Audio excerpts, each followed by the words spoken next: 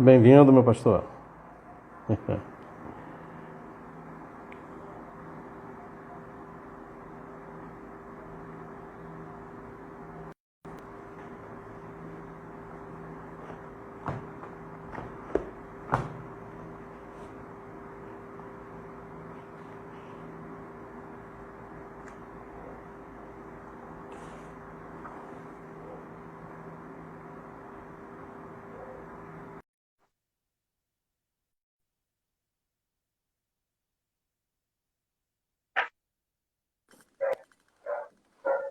Fala aí, meu amigo, tudo bem? E aí, meu irmão, tudo em Gostei do paz com estilo.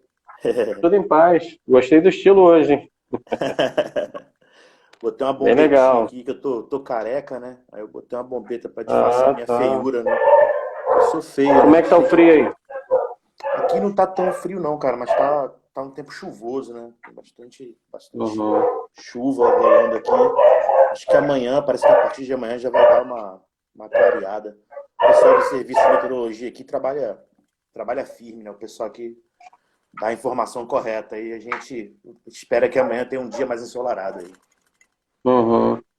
Aqui vai fazer sol, né? Segundo a previsão, vai fazer sol aqui no Rio. Mas eu dei uma olhada ali fora, vi algumas nuvens acinzentadas, né? Bem escuro. Não sei se vai chover na madrugada, né? Pode Mas ser acredito que não. nos. Mas a temperatura aqui na madrugada já está mais amena, né? Tá agradável, né? Mas aí, Aqui é tá frio, aqui é friozinho, né? A frio, realidade é essa, né?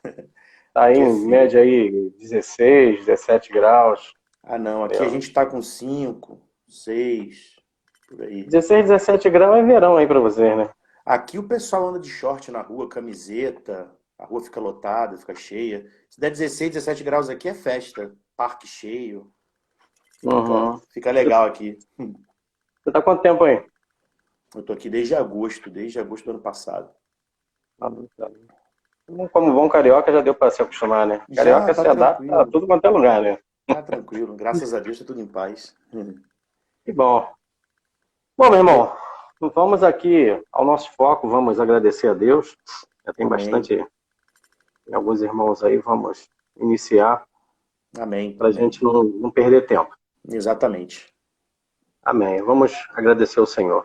Pai, engrandecemos o teu nome, obrigado, Senhor, por mais um dia que nos concedeste. Agora estamos aqui para falar do teu amor, da tua palavra, do teu servo, discípulo amado João. Senhor, que tu venha nos dar sabedoria, que o Espírito Santo venha a nos conduzir, não venhamos a falar nada de nós mesmos, mas guiado pelo teu Espírito. Muito obrigado, Senhor, em nome de Jesus. Amém e amém. Amém, amém. Que bom. Mas vamos lá, pastor Márcio. Hoje a gente começa com algumas considerações sobre o Evangelho, né? Vamos considerar algumas coisas Uhum. sobre o Evangelho que são importantes, né? Você... Eu estava. Não, fala.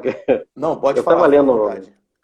Eu estava dando uma lida aqui, que a gente tinha conversado no final, para a gente ver o que João aponta para hoje, né? Sim. Mas me bateu uma curiosidade de ver o cenário político da época, né, histórico da época, o que estava acontecendo. A Judéia Uhum, era governada por Roma, uhum, e depois da morte de Nero, uhum. o ano 69 foi o ano dos quatro imperadores, né? Sim, exatamente. Galba, Otão, Vitélio e o Vespasiano, né? Vespasiano, E, exatamente. rapaz, foi meio conturbado ali. O Império Romano também estava em crise, Uhum, assassinatos para ser imperador. E depois da morte do Vitélio, né, que perseguiu, foi um cara muito cruel, e a morte dele também foi com requinte de crueldade, né? sim, sim. Mas depois veio a Era Flaviana, né, cara? Que só terminou com dar início à Era de Trajano, né? Você vai Então, ter eu acho que foi um período. Domiciano, depois Trajano, né? É, Exatamente. os três era Tito, né? Tito, Flávio, né? Sim, sim, Que é exatamente. a era Flaviana. E Uhum. os três perseguiram o cristianismo, tá? Sim, todos Principalmente eles. o Domiciano. E É, depois também entrou o Trajano também, que continuou. perseguiu bastante o Exatamente. cristianismo. Então Uhum. vamos. Eu acredito que até em parte do mundo, assim que a gente tem testemunho aqui de alguns missionários que a gente conhece, é difícil de pregar o evangelho, tá? Sim. Mas eu acredito que João ali naquele tempo ali, o próprio Domiciano o enviou para o exílio, né? Uhum. O preso na ilha de Patmos. Exato. Mas eu acredito que não somente isto, né? Mas eu acho que João ele dá um recado muito muito sério para a igreja e para a igreja de hoje, né?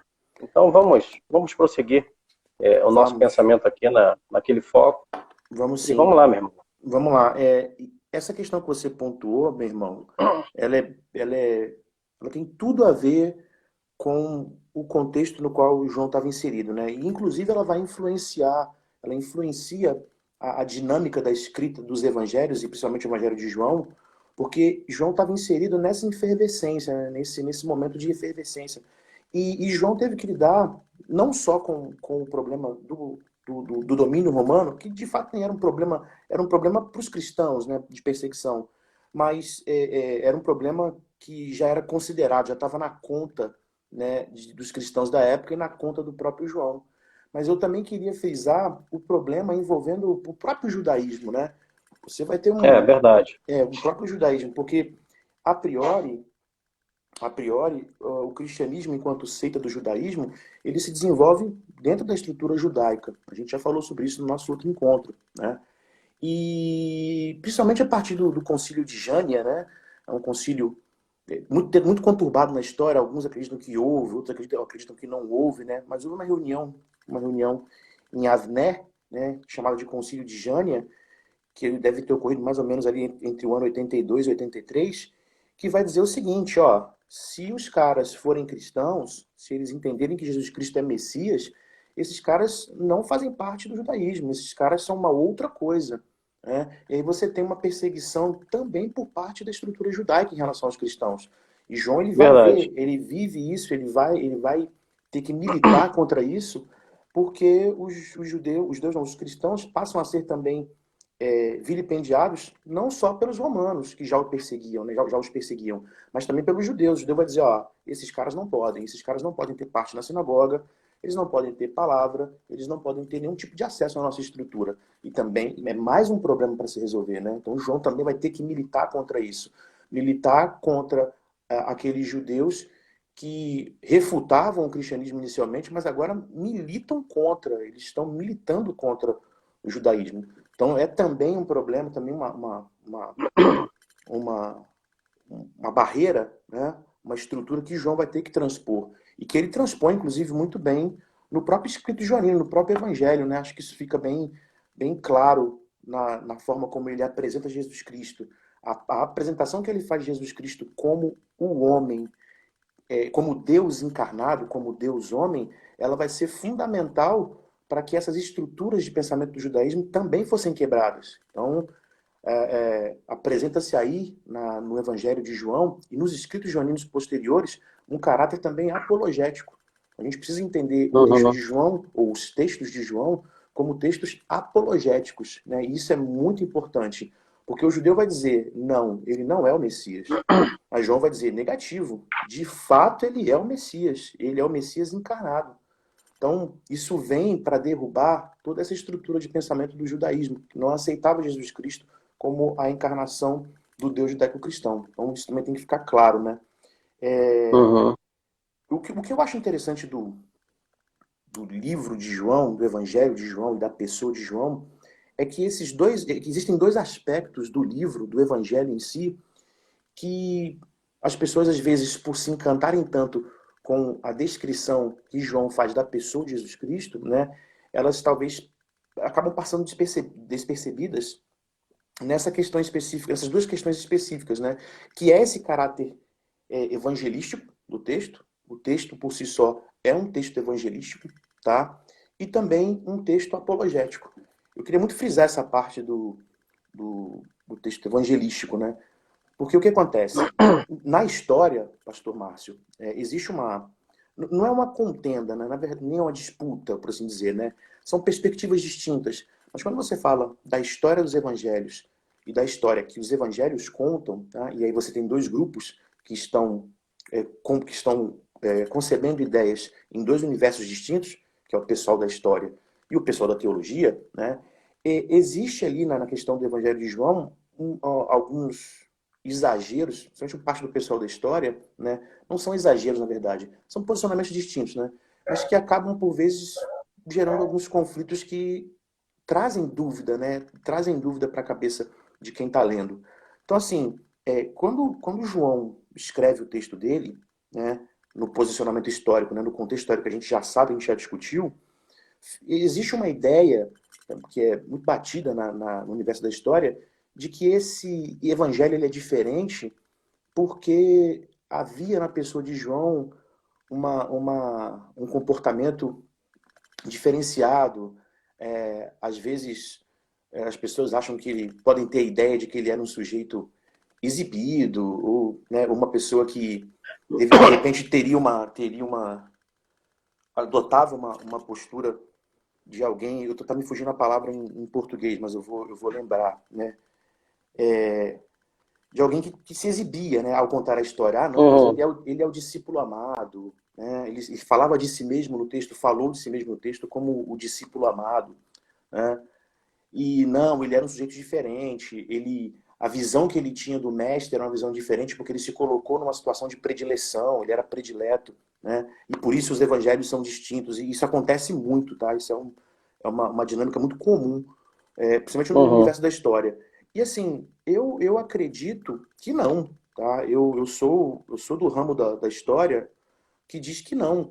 Eu acredito que o Evangelho de João ele tem um caráter evangelístico e, acima de tudo, ele vai ter tem um caráter evangelístico, mas acima de tudo ele tem um caráter de retificação, de ratificação. Ele vem para ratificar os outros evangelhos. Né? Na medida em que João percebe que os outros evangelhos constroem uma narrativa semelhante, eles constroem o seu evangelho, ele escreve o seu evangelho ratificando aquilo que os outros falaram. Os outros evangelhos pontuaram que Jesus Cristo era o Messias. Os outros evangelhos se preocuparam com esse aspecto messiânico. O que os outros evangelhos não fizeram foi ir a fundo na figura messiânica.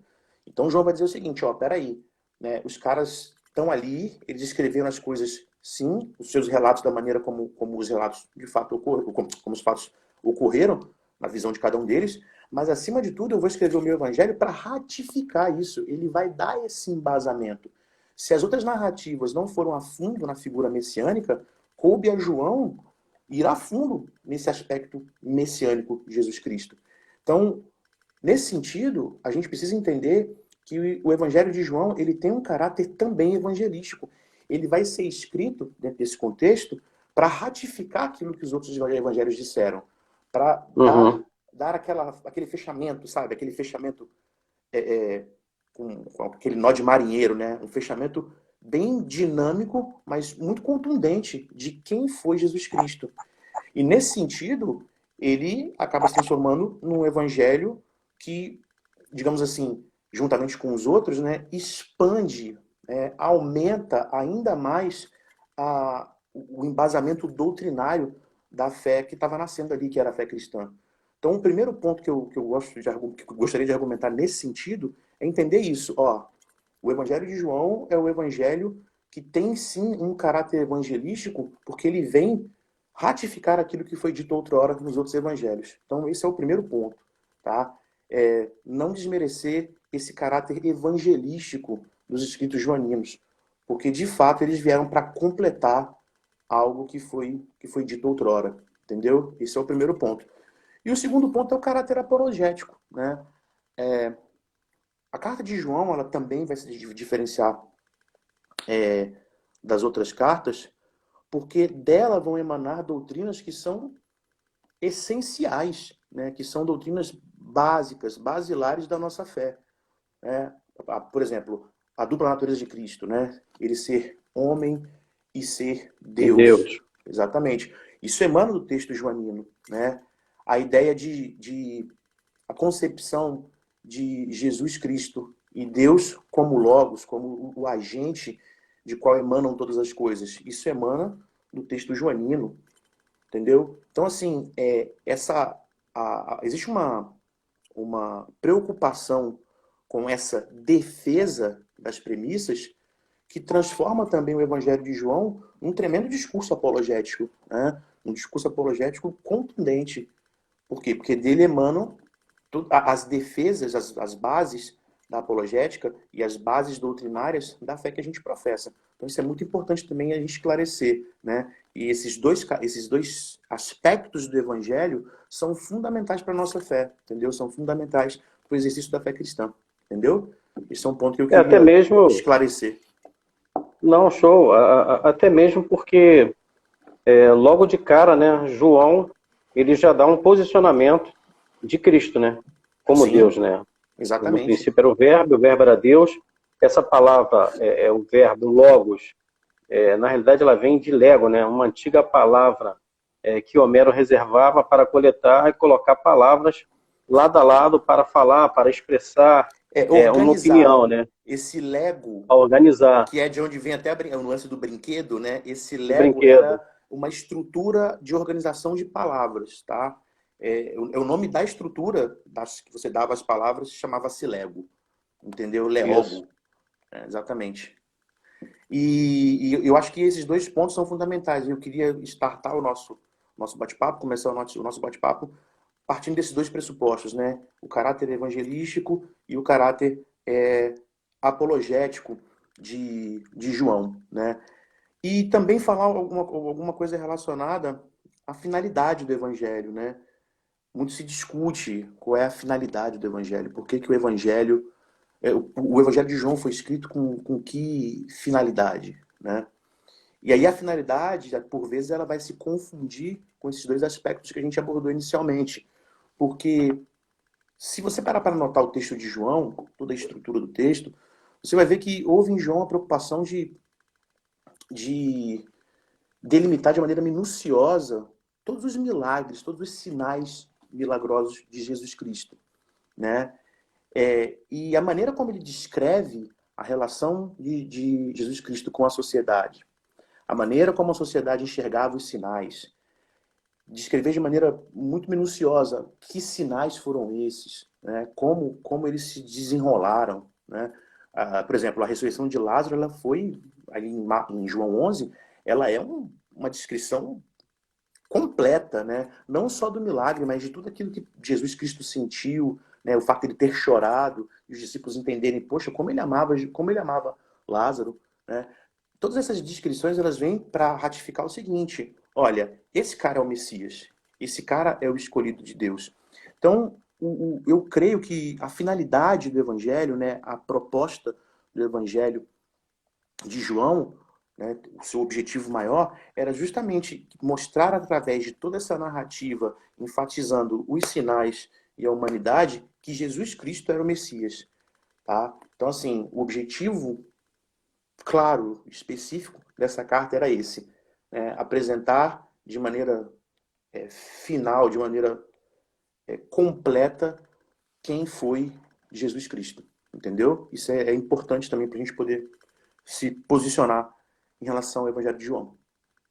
O interessante é que o próprio Jesus, né, quando ele ainda estava em terra, né, Uhum. ele leva Pedro, Tiago e João, né, onde é chamado Monte da Transfiguração, e ali ele mostra a sua natureza divina para os três, né? Exatamente. Ele vai...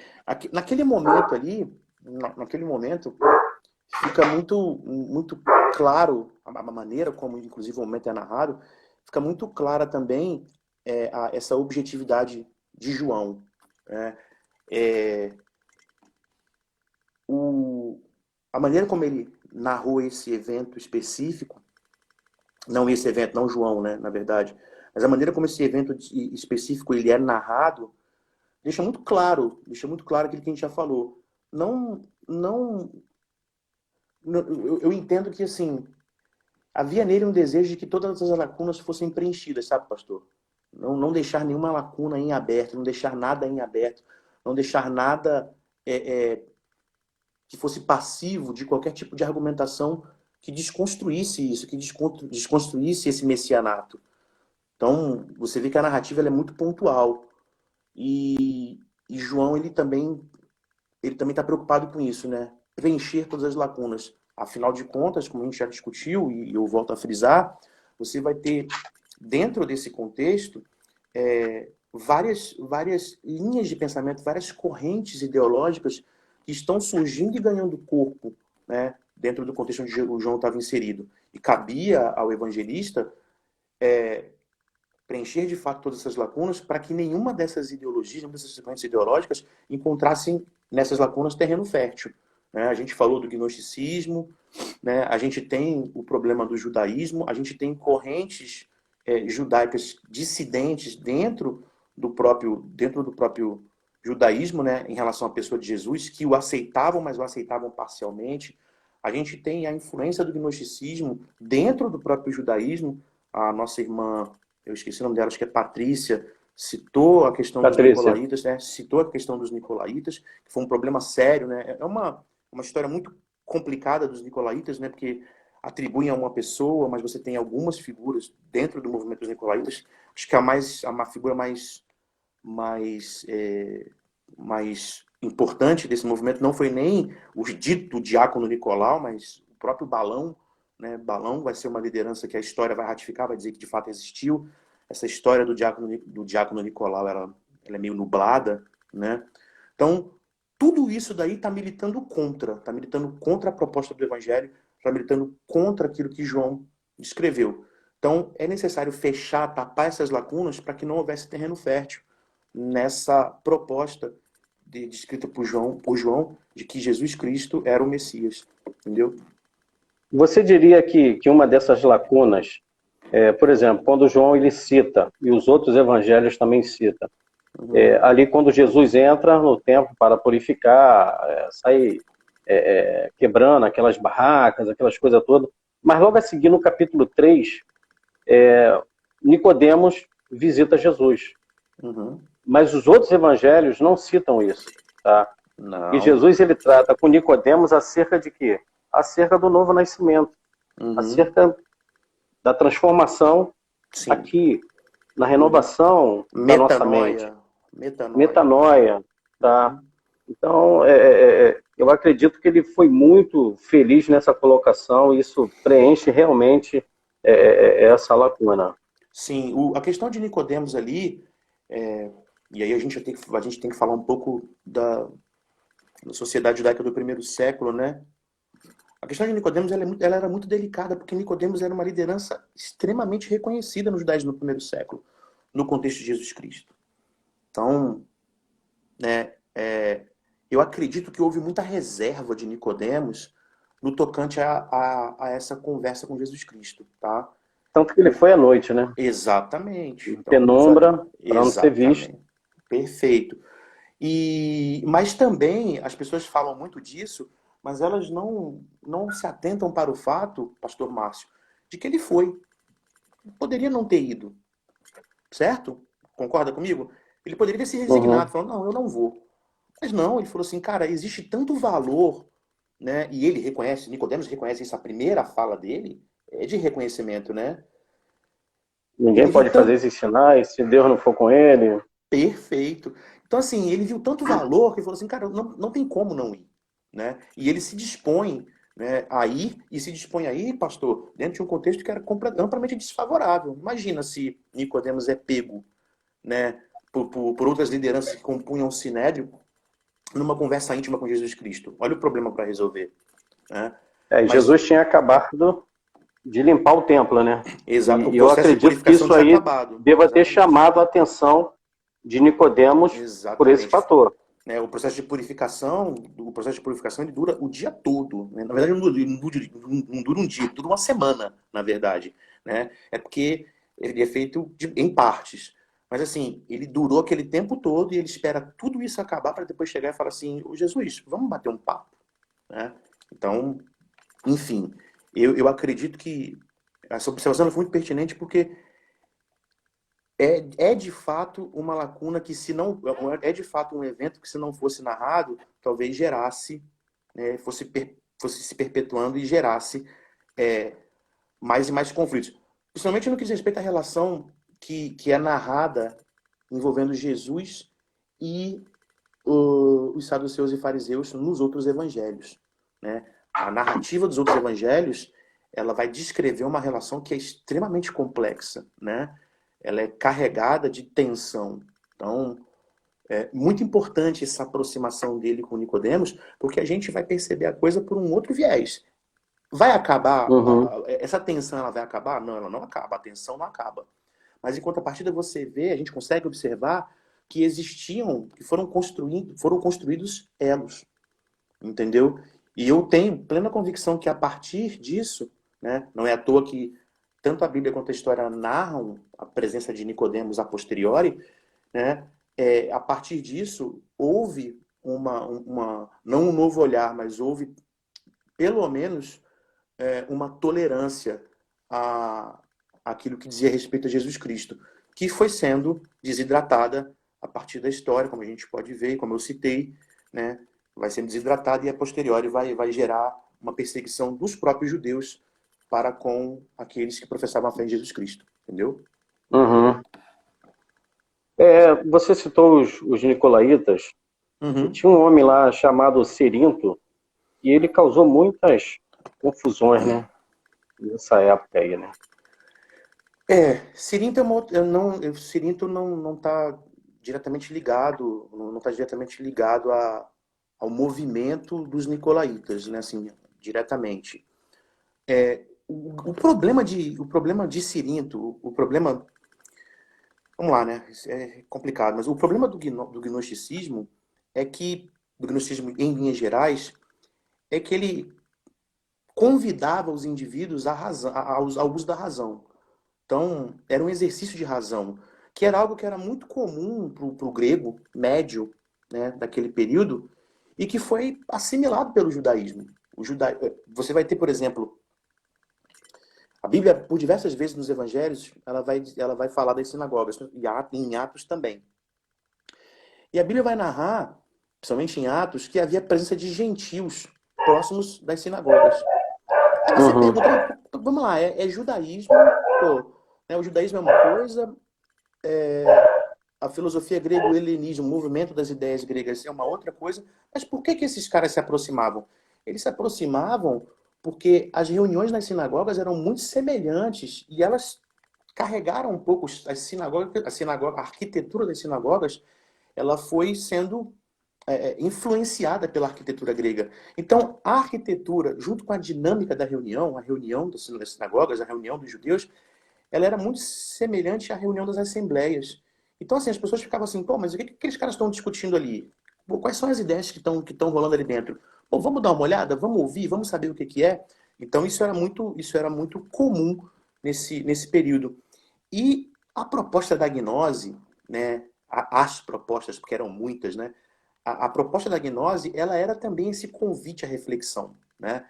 E aí você tem um universo de coisas, um universo de propostas que bebem nessa fonte, né? O problema com o Cirinto, o problema com Balão e os nicolaítas, o eutiquianismo, o docetismo, tudo isso daí tem na gênese o gnosticismo. Então, quando o gnosticismo convida o indivíduo a raciocinar e a questionar, né, a fazer a crítica da proposta, a crítica da ideia, aí o céu é o limite, pastor, porque eles vão criticar. Essas críticas vão ser feitas e essas críticas vão gerar novas ideias, novas perspectivas, que aí vai Deixa, competir a igreja dos séculos posteriores entendê-las como discordâncias, como heresias e bani-las dos corredores da igreja, entendeu? na época que João escreveu o Evangelho, o número de judeus ele estava diminuindo na igreja e o número de Uhum, gentios tinha aumentado exponencialmente perfeito, na igreja. Minha pergunta é a perfeito. seguinte: eu já li na teologia sistemática do Mike Pilma que quando um judeu ele se convertia ao cristianismo e depois, se ele quisesse voltar, ele tinha que fazer uma renúncia. Será que existia, nesses casos, da diminuição dos judeus cristãos, ou era realmente o número de gentios que estava aumentando exponencialmente?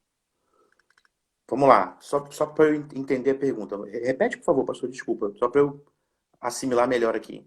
Vai. Na época de João, Uhum. Tá? Existia cristãos judeus e Sim, cristãos gentios, sim. certo? Uhum. Sendo que o número de cristãos gentios estava aumentando exponencialmente. Já na época de João, o número de judeus cristãos estava diminuindo. Esse Uhum. fator era porque eles estavam voltando ao judaísmo ou porque realmente a igreja gentia ela estava crescendo exponencialmente. Engraçado, né? Eu tava lendo, eu gosto muito de um autor desse período. Vou buscar aqui eu gosto muito de um autor desse período chamado David Balt, tá? David Balt, ele vai escrever um livro chamado O Novo Testamento, o Novo Testamento, só um minuto. O Novo Testamento e o seu ambiente social, é o nome do livro. É a tese de doutorado dele, inclusive. E aí o que acontece? Ele vai dizer o seguinte: a proposta do cristianismo para os gentios, ela era vista no primeiro século com um olhar muito carinhoso. Por que muito carinhoso? Porque o altruísmo, a doação para o próximo, o amor com que se falava de Jesus Cristo, né? A moral elevada do cristão que dividia, que partilhava tudo aquilo que tinha, ela era vista com um olhar muito carinhoso pelo gentio. Por quê? Porque ela se equiparava e por vezes ela até transcendia a própria moral filosófica, né? O próprio conceito de filosofia, o próprio conceito moral, o próprio conceito moral que emanava da filosofia, ela transcendia essa proposta. Então, os gentios olhavam isso com muito bons olhos. Olha lá como é que esses caras são. Esses caras são perseguidos. Eles são Até a morte julgados. deles inspiravam, né? Exatamente, eles são julgados em praça pública. Eles são condenados à morte e eles não negam a sua fé. Então, nesse sentido, o gentio vai olhar para isso e falar assim: rapaz, esses caras aí eles estão num outro nível. Então, isso é muito atrativo, Pastor Márcio. Isso é muito atrativo. E, somado a esse fato, a gente precisa entender a própria dinâmica das perseguições. Né? Com Nero, por exemplo, que as fazia, né? Consumava a perseguição lá no Coliseu, matava cristãos no Coliseu, e a partir de Domiciano, também com Trajano, essa questão da perseguição, ela também vai depor contra esse crescimento e contra esse esvaziamento que vai estar envolvendo o próprio judeu. Porque não é todo mundo, pastor Márcio, não é todo mundo que vai entender essa dinâmica com o mesmo olhar. Se para o gentio isso tem um valor, para o judeu, opa, peraí, a gente precisa reavaliar algumas coisas. E outra, pastor Márcio, se você é oriundo de uma confissão de fé, como eram os judeus, né, e você se depara com esses problemas, notando inclusive que o judeu também era perseguido, tá? A dinâmica envolvendo É, a década de 60 aí do primeiro século vai dizer pra gente que o judeu também estava, né? Na estava sendo verdade, perseguido. exatamente. O judeu da diáspora, o judeu que está fora da Palestina, esse cara está completamente inserido na dinâmica do Império Romano. Mas o judeu que está em Jerusalém, o judeu que está na Palestina, que está orbitando ao redor de Jerusalém, esse cara é um cara que é visto pelo Império Romano, naquela virada de década ali, como um cara problemático, porque ele milita pela causa judaica. Aí a gente tem um outro problema para resolver também, né? Porque aquele cara é visto como alguém perigoso.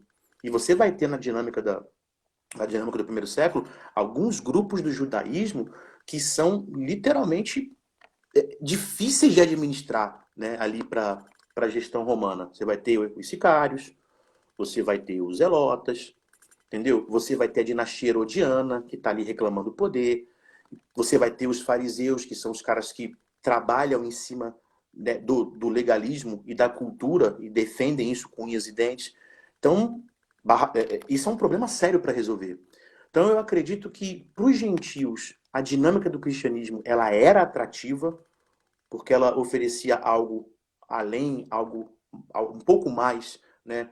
No universo das ideias, ela ia além daquilo que a dinâmica do helenismo oferecia, tá?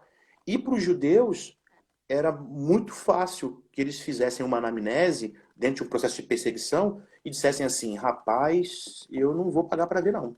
Eu não vou pagar para ver. Deixa eu me colocar à parte, entendeu? Então, essa dinâmica histórica do primeiro século ela precisa ser observada para a gente poder entender por que, que as igrejas da Ásia Menor, da Eurásia, né, da Síria, por que, que essas igrejas cresceram tanto em números, né? Mas por que, Eu, em eu, eu- contrapartida, as igrejas que estão próximas a Jerusalém e que estão na região sul do Mediterrâneo, né, às margens do Mediterrâneo, perderam judeus?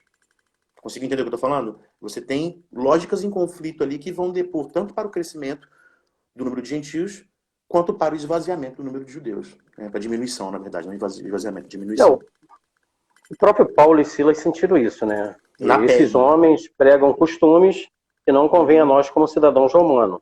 Uhum. E por outro lado, que você falou aí, me lembrei agora de algo. A igreja que era perseguida ali, nesse caso, a igreja gentia, que dava esse testemunho, os Uhum. caras eram bem resolvidos. Os caras sabiam quem era em Cristo. Então, a igreja, mesmo sendo perseguida, mesmo as pessoas sofrendo, mas as pessoas viam o quê? Viam o amor, a união, a partilha de bens, ninguém passava fome. Então, era uma igreja Exatamente. perseguida, mas era uma igreja atraente E unida. e unida. Tá? Eu acho que essa epístola de João e esse contexto histórico, ele está apontando para algo nos nossos dias. A igreja ela precisa voltar a ser uma igreja atraente, que mesmo embora as perseguições em várias partes do mundo, mesmo esse cenário que estamos vivendo hoje, a igreja ela precisa ser atraente. A igreja bem resolvida, e cara, quem não quer fazer parte de uma igreja bem resolvida? Todo mundo. Todo Todo mundo mundo. quer. Todo mundo quer. Embora a igreja, é lógico, a igreja não é perfeita, nós não somos perfeitos. Tá? A Uhum. igreja tem problemas como qualquer outra comunidade. Mas uma igreja bem resolvida, que resolve seus problemas, resolve suas dificuldades, ela se torna uma igreja atraente. Com E eu certeza. acho que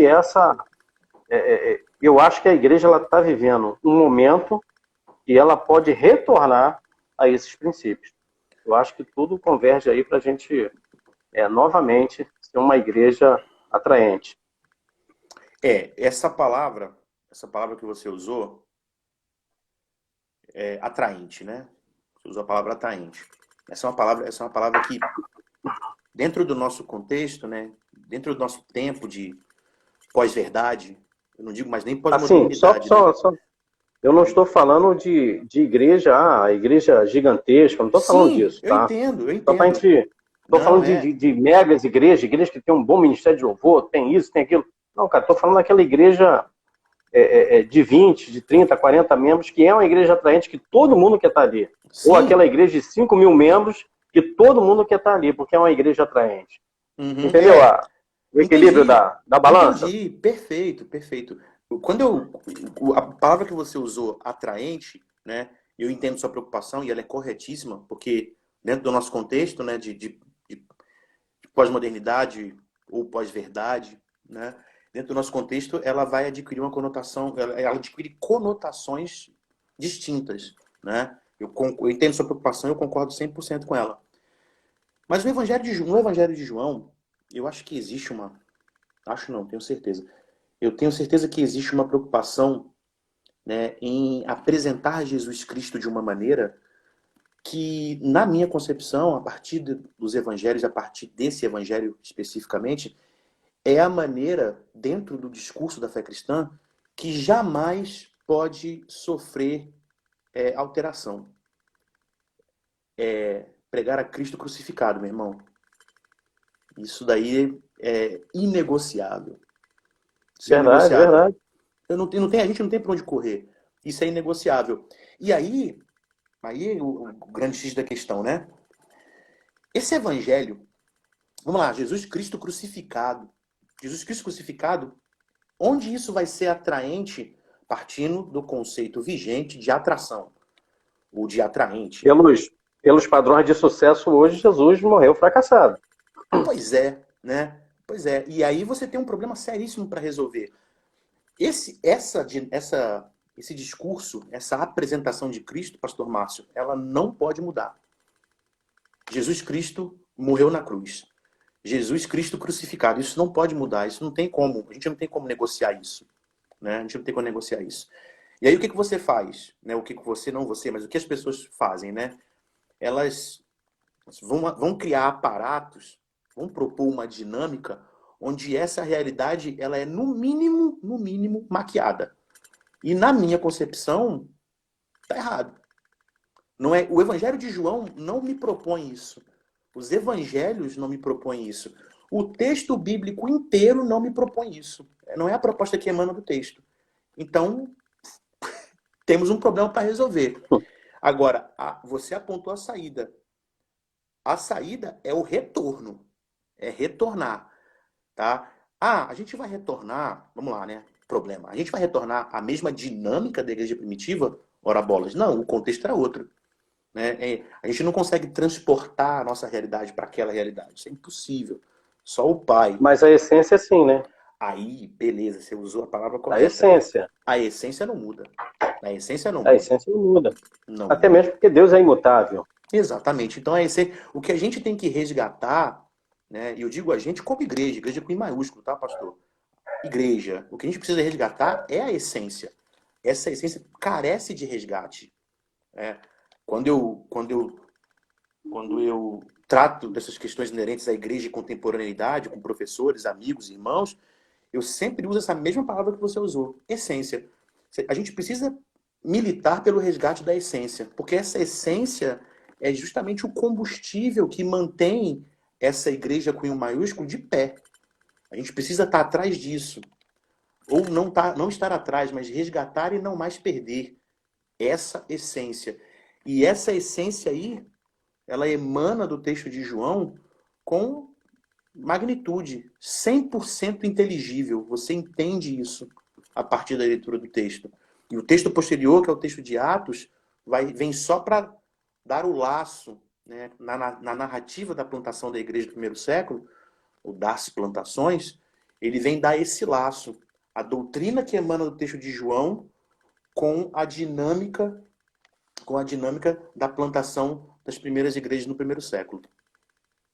A gente tem que voltar para aquele E a tempo lá. ressurreição, é verdade. E a ressurreição foi a marca do sucesso, né? Quer dizer, ele Exatamente. venceu a morte. A pastora Carla até fez uma pergunta aqui. Jesus Cristo crucificado, é isso? É Jesus Cristo crucificado, exatamente. A pregação é essa. A gente pode e deve, né, fazer uso de todo tipo de contextualização. Eu acho isso importantíssimo para que a gente transmita essa verdade sempre. A verdade é essa, Jesus Cristo crucificado. Entendeu? Faça mão, faça uso de todo o seu poder de contextualização e exemplificação para emanar do seu discurso somente essa verdade. Jesus, ele crucificado. Entendeu? Amém. Amém.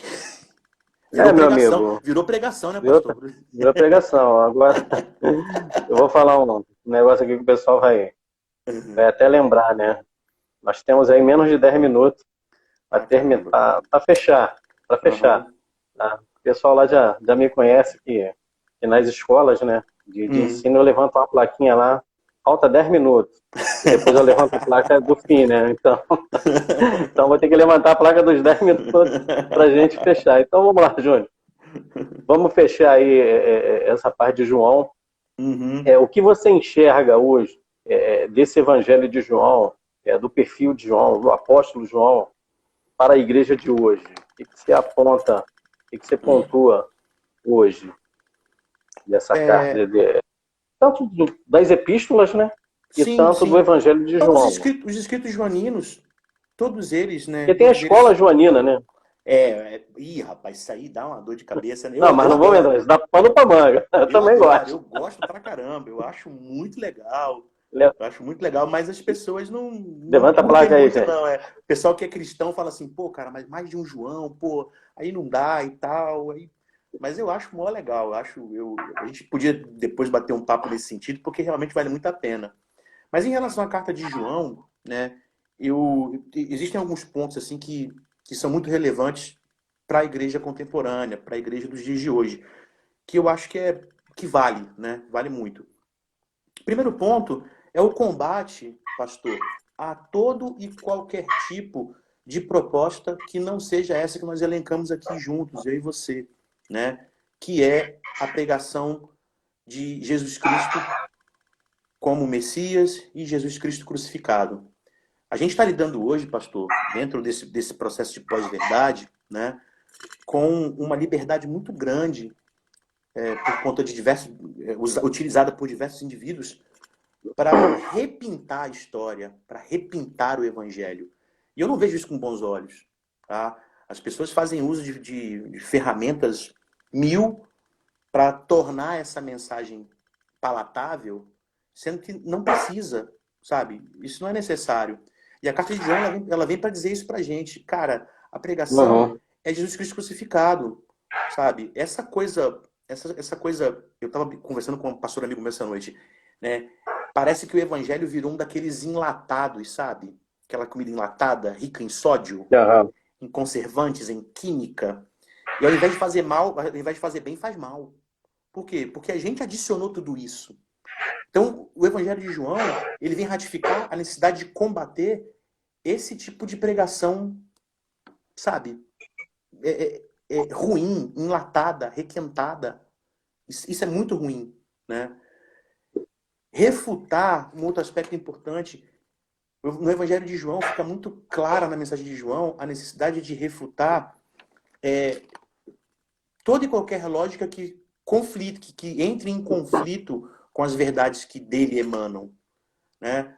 A gente está muito, hoje em dia a gente tem muita informação, né? A gente tem um acesso absurdo à informação e a gente não se preocupa em fazer as devidas contextualizações, as aparas, aparar as arestas, né? Acertar as pontas, e a gente lança a mão de qualquer informação e toma isso como verdade, né? E isso acontece muito no nosso universo, no universo, né, do evangelicalismo.